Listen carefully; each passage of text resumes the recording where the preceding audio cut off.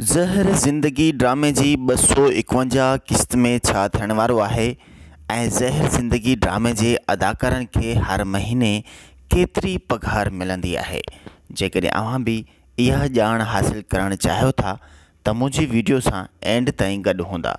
बिस्मिल्लाहिर्रहमानिर्रहीम। अस्सलामु अलैकुम नाज़रीन, अव्हां ॾिसी रहिया आहियो असांजी HD TV। अॼु मां अव्हांखे सतार लाड, अज़ीज़ कंबरानी ऐं एजाज़ कोलाची जी पघार जे बारे में ॿुधाईंदुसि त इन्हनि टिनि अदाकारनि खे ज़हर ज़िंदगी ड्रामे में केतिरी पघार मिलंदी आहे। किथे अव्हांजो ख़्याल बि साॻियो ई हूंदो जीअं मुंहिंजो आहे त ज़हर ज़िंदगी ड्रामे जे अदाकार ग़ुलाम उर्फ़ सतार लाड खे घटि में घटि 2 लख रुपया मिलंदी हूंदी पघार, या वरी सतार लाड खे 1.5 लख रुपयो तो पक मिलंदी हूंदी हर महीने जी पघार। इन सां गॾोगॾु अव्हां सोचींदा हूंदा त अव्हांजे बहितरीन अदाकार रब्बन जे भाउ राणे खे केतिरी पघार मिलंदी हूंदी ज़हर ज़िंदगी ड्रामे मां हर महीने जी। जी हाँ नाज़रीन, अव्हांजो बि शक इहो ई हूंदो त यकीनन रब्बन जे भाउ राणे उर्फ़ अज़ीज़ कंबरानी खे घटि में घटि 1.5 लख रुपयो या 1 लख रुपयो पघार ज़रूरु मिलंदी हूंदी। उन सां गॾोगॾु ही एजाज़ कोलाची तमामु वॾो पुराणो अदाकार आहे।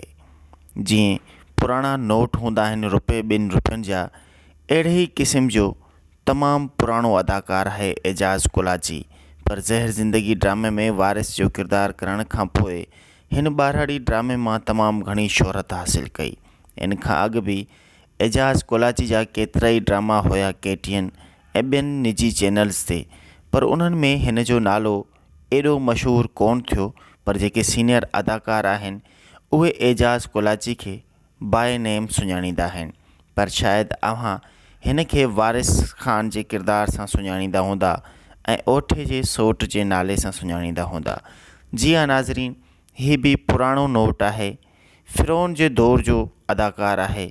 ईअं सम्झो त एजाज़ कोलाची वारिस जो किरदारु अदा करण वारो हीउ शख़्स, हिन खे केतिरी पघार मिलंदी हूंदी। तमामु पुराणो अदाकार आहे, तमामु सीनियर, जंहिं वक़्त में ना अज़ीज़ कंबरानी अदाकार हो, ना ही ॿिया का अहिड़ा नवां अदाकार हुया, ना ही डायरेक्टर हुया।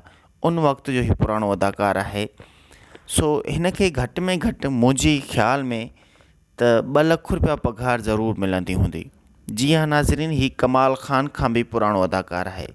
ज़हर ज़िंदगी ड्रामे में कमाल ख़ान या सतार लाड, इन्हनि खां वधीक अज़ीज़ कंबरानी, इन्हनि सभिनी खां वधीक पुराणो अदाकार आहे।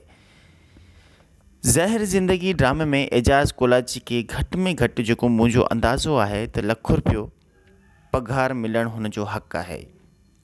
पर अफ़सोस सां चवणो पवे थो त इन्हनि अदाकारनि जी एॾी वॾी पघार नाहे हूंदी। ज़हर ज़िंदगी ड्रामे में अज़ीज़ कंबरानी के सिर्फ़ु 20,000 रुपया हर महीने मिलंदा आहिनि ऐं सतार लाड खे 15,000 रुपया हर महीने ऐं एजाज़ कोलाची खे सिर्फ़ु ऐं सिर्फ़ु 30 ॾींहं मतिलबु किरायो भाड़ो ॾिनो वेंदो आहे। मतिलबु 10,000 जे ख़र्चे पाणी ते एजाज़ कोलाची वारिस ख़ान जो किरदारु अदा करे पियो। तमामु घणी नाइंसाफ़ी आहे। ज़हर ज़िंदगी ड्रामे जा एॾा वॾा बहितरीन अदाकार ऐं उन्हनि जूं पघारूं एतिरियूं घटि, काश ही अदाकार उर्दू मीडिया ते हुजनि हा त इन्हनि अदाकारनि खे हर क़िस्त जा घटि में घटि 2-2 लख रुपया ज़रूरु मिलंदा हा। पर अफ़सोस त इन्हनि खे 20 क़िस्तनि जा बि 20,000 रुपया पूरा नथा मिली सघनि। ज़हर ज़िंदगी ड्रामे जो डायरेक्टर बि तमामु घणो ग़रीब आहे। छा करे सघे थो, सॼो कमु आहे इदारे जो, इदारे वारा बि ग़रीब आहिनि, उहे छा करे सघनि था। सॼो कमु आहे डॉलर जो। डॉलर वॾो अमीर माण्हू आहे जेको असां ग़रीब इदारनि ऐं ग़रीब माण्हुनि ताईं पहुची नथो सघे। सो इन करे इन्हनि अदाकारनि जी एतिरी पघार आहे।